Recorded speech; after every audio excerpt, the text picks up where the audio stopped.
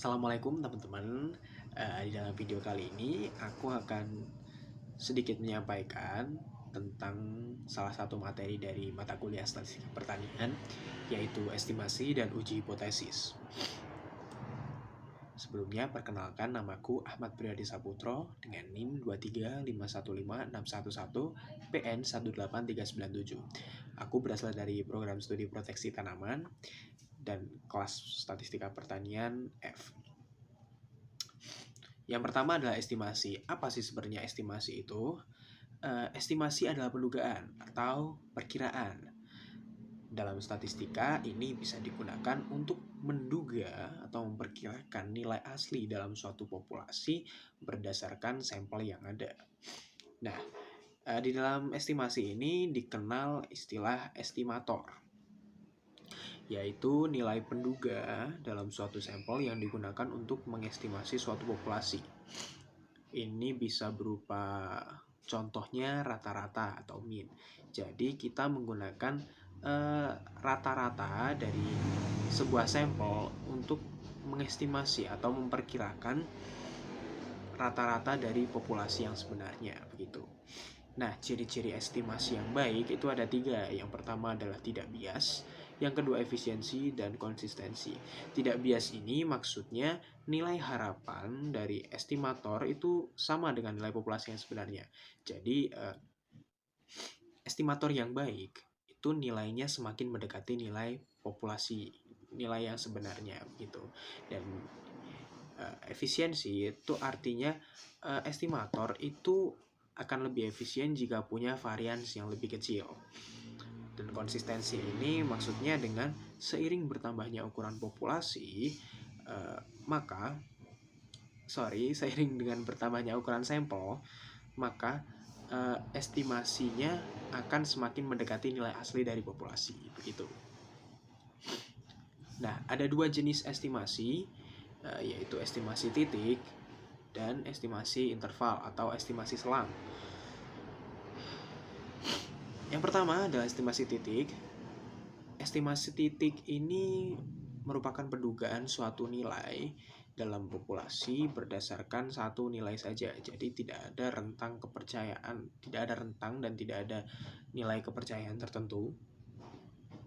Contohnya saja, dalam sebuah penelitian tentang berat badan, rata-rata berat badan dari sampel yang diambil dari 50 orang itu adalah 65 kg. Nah, maka estimasi titik untuk rata-rata berat badan populasinya adalah 65 kg. Jadi rata-rata sampelnya itu ya sama dengan rata-rata populasinya, begitu. Nah, untuk estimasi interval itu adalah, namanya juga interval, pasti ada selang, ada antara sekian sampai sekian gitu. Nah, estimasi interval ini suatu rentang nilai yang menyatakan selang di mana suatu nilai yang diduga dalam populasi mungkin berada. Contohnya nih, rata-rata tinggi badan dari sampel 100 siswa atau mahasiswa adalah 170 cm dengan standar deviasi 10 cm. Nah, dengan interval kepercayaan atau rentang kepercayaan 95% untuk rata-rata tinggi badan populasi, maka estimasi interval dengan interval kepercayaan 95% itu 168 cm hingga 172 cm. Artinya kita 95% yakin bahwa rata-rata tinggi badan dalam populasi mahasiswa ini antara 168 sampai 172 cm, begitu. Nah, kalau tadi itu adalah soal estimasi, yang selanjutnya kita beralih ke hipotesis. Apa sih hipotesis itu? Nah, hipotesis ini bisa kita artikan sebagai dugaan mengenai suatu hal atau jawaban sementara dari suatu masalah. Karena hipotesis ini adalah jawaban sementara, maka kita perlu menguji apakah jawaban sementara dari penelitian kita ini benar, apakah itu bisa diterima atau justru itu malah ditolak. Nah, yang bisa kita lakukan adalah dengan uji hipotesis, yaitu suatu prosedur yang digunakan untuk menguji kebenaran hipotesis suatu populasi dengan menggunakan data-data sampel yang kita miliki. Nah, langkah-langkah menentukan dalam melakukan uji hipotesis itu yang pertama adalah menentukan hipotesis nol dan hipotesis alternatif. Nah, hipotesis nol ini adalah hipotesis yang akan diuji, yang akan kita terima atau kita tolak. Nah, biasanya hipotesis nol ini merupakan pernyataan yang menunjukkan bahwa suatu yang akan kita uji dalam populasi itu ada nilai tertentunya. Nah, lawannya hipotesis nol ini adalah hipotesis alternatif, yang mana menyatakan bahwa yang akan kita uji dalam populasi tersebut punya nilai yang berbeda dari pernyataan yang udah kita bikin di hipotesis nol, begitu. Nah, yang selanjutnya adalah menentukan tingkat signifikansi. Nah, tingkat signifikansi ini adalah kemungkinan kita melakukan kesalahan dalam menolak H0 yang padahal sebenarnya benar, gitu. Biasanya nilai yang digunakan dalam tingkat signifikansi ini adalah 0,5, 0,1, atau 0,01. Jadi misalnya kita pakai tingkat signifikansinya adalah 5% atau 0,5. Nah, maka kita menerima bahwa ada risiko 5% dalam kita melakukan kesalahan dalam menolak hipotesis nol, begitu. Nah, yang selanjutnya adalah memilih metode statistik yang akan digunakan. Metode statistikanya yang bisa digunakan itu contohnya uji T, uji Z, atau Chi-square, begitu. Nah, yang terakhir adalah membuat kesimpulan apakah H0 ditolak atau diterima. Bagaimana cara kita membuat kesimpulan dari uji hipotesis? Yang pertama, jika statistik uji hitung bisa jadi uji T, uji F, uji Z, itu kalau nilai hitungnya lebih besar dari nilai tabel, maka H0-nya kita tolak. Nah, sebaliknya jika nilai hitungnya itu lebih kecil daripada nilai tabel, maka H0-nya kita terima. Atau yang kedua, jika signifikansi ini one-tailed atau two-tailed itu lebih kecil dari signifikansinya yang alfa, itu maka kita menolak H0. Dan jika nilai signifikansi dari one-tailed atau two-tailed-nya itu lebih besar dari alfa, maka H0-nya kita terima. Begitu.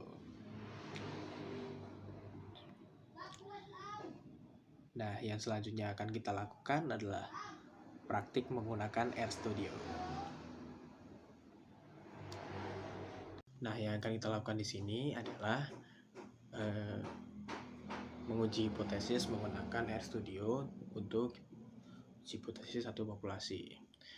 Datanya yaitu sebuah sampel data menunjukkan tinggi badan beberapa siswa di suatu sekolah, yaitu sekian, 160 sampai sekian.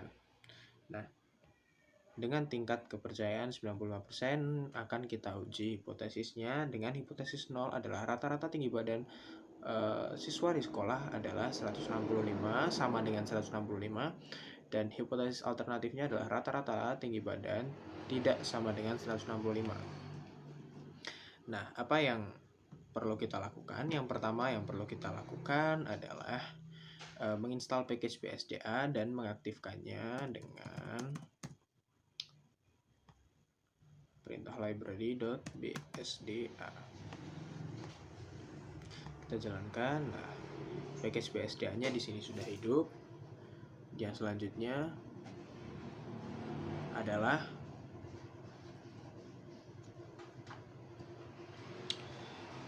kita lakukan pengujian. Yang pertama dengan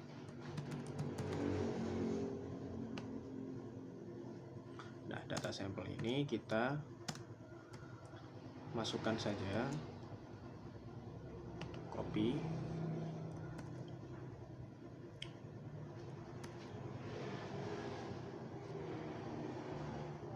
sudah keluar di sana, dan kita panggil datanya sekarang. sudah ada. Yang selanjutnya adalah kita cari rata-rata sampelnya dengan rata.sampel dengan perintah min data.sampel. Karena kita sudah membuat data sampel ini, jadi kita tidak perlu masukkan satu-satu.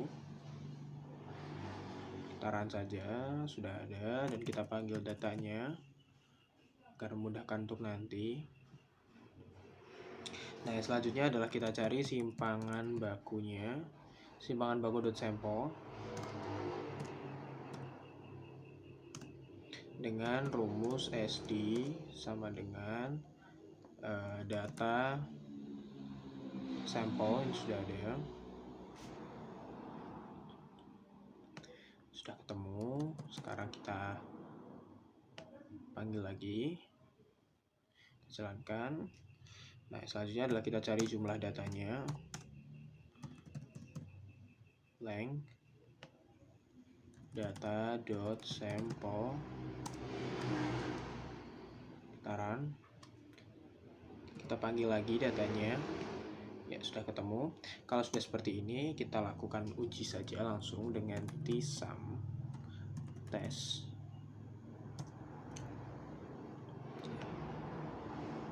Dengan rumus rata.sampel lalu sx sama dengan simpangan baku sampel lalu n x sama dengan n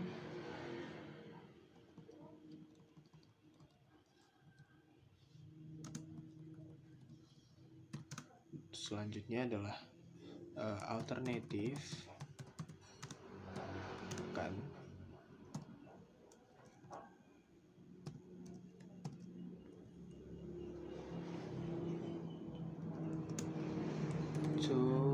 to.cited, kita koma lagi, dan MU ini adalah hipotesis alternatifnya, yaitu sama dengan 165. Kita tulis sama dengan 165. Lalu confidence levelnya, karena kita menggunakan tingkat kepercayaan 95%, maka kita masukkan 0,0.95.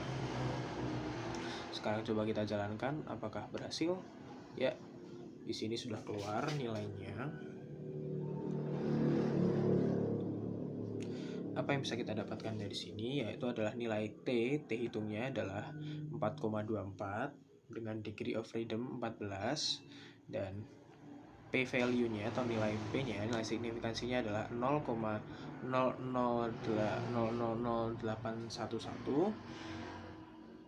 Nah, untuk estimasi intervalnya kita dapatkan dengan tingkat kepercayaan 95%, kita dapatkan batas bawahnya 171,07 dan batas atasnya adalah 183,45.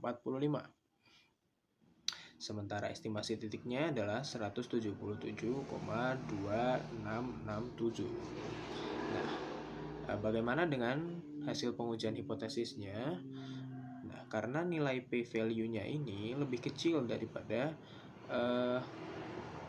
nilai alfanya, yaitu nilai alfanya adalah 0,05, maka 0,00081 ini lebih kecil daripada 0,05, maka P value-nya akan lebih kecil daripada nilai alfa. Nilai signifikansinya lebih kecil dari nilai alfa, yang artinya hipotesis nolnya kita tolak. Nah, teman-teman, demikian adalah penjelasan tentang sedikit materi dari statistika pertanian, yaitu estimasi dan uji hipotesis. Semoga dapat diterima, dan terima kasih sudah menonton video ini. Sampai jumpa.